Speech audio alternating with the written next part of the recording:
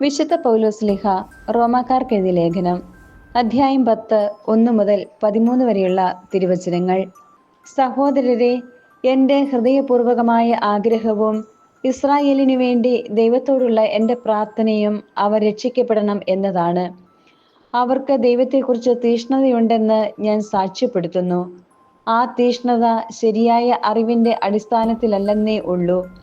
എന്നാൽ ദൈവത്തിൻ്റെ നീതിയെക്കുറിച്ച് അവർ അജ്ഞരാകൊണ്ടും തങ്ങളുടെ തന്നെ നീതി സ്ഥാപിക്കാൻ വ്യഗ്രത കാണിക്കുന്നതുകൊണ്ടും ദൈവനീതിക്ക് അവർ കീഴ്വഴങ്ങിയില്ല. വിശ്വസിക്കുന്ന ഏതൊരുവനും നീതീകരിക്കപ്പെടുന്നതിന് ക്രിസ്തു നിയമത്തെ പൂർത്തീകരിച്ചിരിക്കുന്നു. നിയമാധിഷ്ഠിതമായ നീതി പ്രവർത്തിക്കുന്നവർക്ക് അതുമൂലം ജീവൻ ലഭിക്കുമെന്ന് മോശ എഴുതുന്നു. വിശ്വാസ അധിഷ്ഠിതമായ നീതിയാകട്ടെ ഇങ്ങനെ പറയുന്നു: ക്രിസ്തുവിനെ താഴേക്ക് കൊണ്ടുവരുവാൻ സ്വർഗത്തിലേക്ക് ആർ കയറും എന്ന് നീ ഹൃദയത്തിൽ പറയരുത്. അഥവാ ക്രിസ്തുവിനെ മരിച്ചവരിൽ നിന്ന് ഉയർത്താൻ പാതാളത്തിലേക്ക് ആർ ഇറങ്ങും എന്നും പറയരുത്. എന്നാൽ പിന്നെ എന്താണ് പറയുന്നത്? വചനം നിനക്ക് സമീപസ്ഥമാണ്, നിന്റെ അധരത്തിലും നിന്റെ ഹൃദയത്തിലും അതുണ്ട്. ഞങ്ങൾ പ്രസംഗിക്കുന്ന വിശ്വാസത്തിന്റെ വചനം തന്നെ. ആകയാൽ യേശു കർത്താവാണ് എന്ന് അധരം കൊണ്ട് ഏറ്റുപറയുകയും ദൈവം അവനെ മരിച്ചവരിൽ നിന്ന് ഉയർപ്പിച്ചുവെന്ന് ഹൃദയത്തിൽ വിശ്വസിക്കുകയും ചെയ്താൽ നീ രക്ഷ പ്രാപിക്കും. എന്തുകൊണ്ടെന്നാൽ മനുഷ്യർ ഹൃദയം കൊണ്ട് വിശ്വസിക്കുകയും തന്മൂലം നീതീകരിക്കപ്പെടുകയും ചെയ്യുന്നു.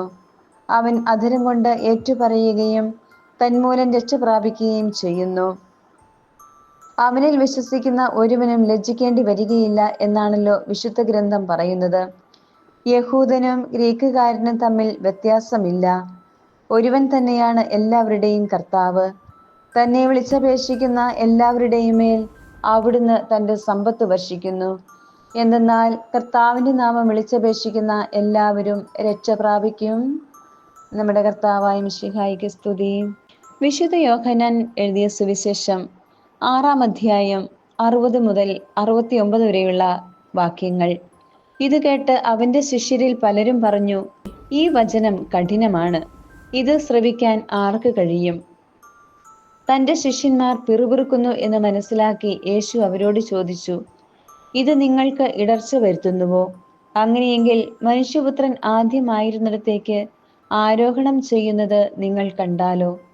ആത്മാവാണ് ജീവൻ നൽകുന്നത്, ശരീരം ഒന്നിനും ഉപകരിക്കുന്നില്ല. നിങ്ങളോട് ഞാൻ പറഞ്ഞ വാക്കുകൾ ആത്മാവും ജീവനുമാണ്. എന്നാൽ വിശ്വസിക്കാത്തവരായി നിങ്ങളിൽ ചിലരുണ്ട്. അവർ ആരെന്നും തന്നെ ഒറ്റിക്കൊടുക്കാനിരിക്കുന്നവൻ ആരെന്നും ആദ്യം മുതലേ അവൻ അറിഞ്ഞിരുന്നു.